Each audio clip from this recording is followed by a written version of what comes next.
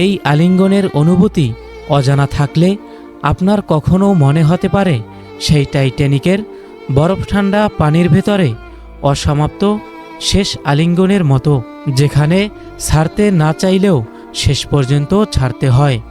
কখনো হয়তো মনে হবে দ্য নোটবুকের নোয়ার আলীর শেষ দৃশ্যের মতো, একসঙ্গে শুয়ে থাকা নিঃশব্দে চিরন্তরের দিকে চলে যাওয়া এক শেষ আলিঙ্গন। কিন্তু গল্পটা একদমই আলাদা। এই আলিঙ্গন যেন ফিসফিস করে বলে, ফিরে এসো, আমার উষ্ণতায় আবার জেগে ওঠো, নিথর হয়ে থেকো না। গল্প হয়ে পাশে বসো, একটু হাসো আর একটু ভালোবাসো।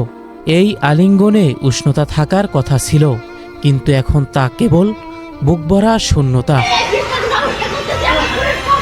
চট্টগ্রাম থেকে ফেরার পথে কুমিল্লায় বাস থেকে নামার পরই উৎপেতে থাকা সংঘবদ্ধ ছিনতাইকারীর চক্রের শিকার হন বুলেট বৈরাগী। র্যাবের তথ্য অনুযায়ী এটি ছিল একটি পরিকল্পিত টার্গেট হামলা। চক্রটি দূরপাল্লার যাত্রীদের নজরে রাখত, সুযোগ বুঝে সিএনজিতে তুলে অস্ত্রের মুখে ছিনতাই করত।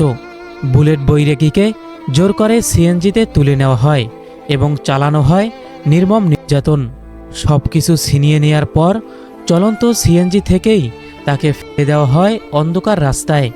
পরবর্তীতে অভিযানে র্যাব 5 জনকে গ্রেপ্তার করে উদ্ধার করা হয় অব্যাহত সিএনজি এবং অস্ত্র। কিন্তু প্রশ্ন থেকে যায়, মানুষটা যে একটু আগেও জীবনের গল্প লিখেছিল, সে কি এমন এক শেষের জন্য প্রস্তুত ছিল? বুলেট বৈরাগীর সন্তান অব্যয় 27 এপ্রিল 2026 তার প্রথম জন্মদিন। কিন্তু এই জন্মদিনে বাবার কাছ থেকে কোনো উপহার নেই। একটা শিশু যখন প্রথম জন্মদিনের কেক কাটে, সে জানে না তার জীবনের সবচেয়ে বড় শূন্যতা কোথায়। সে জানে না কেন তার বাবার হাতটা আজ আর তাকে জড়িয়ে ধরে না। সে জানে না কেন বাবা বলে ডাকলে কেউ সাড়া দেয় না। কিন্তু আমরা জানি, আমরা বুঝি, একটা জীবন হারানো মানে শুধু একটা মানুষের মৃত্যু নয়, একটা পরিবার ভেঙে যাওয়া, একটা শিশুর ভবিষ্যৎ বদলে যাওয়া। আজ অব্যয়ের সবচেয়ে বড় উপহার তার কোনো খেলনা নয়, কোনো কেক নয়। সবচেয়ে বড় উপহার হতে পারে তার বাবার খুনের নিশ্চিত বিচার।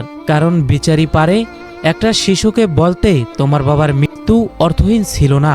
আর সেই বিচারই একদিন অব্যয়ের চোখের জল মুছিয়ে তার বাবার গল্পটাকে সম্মানের সাথে বাঁচিয়ে রাখবে।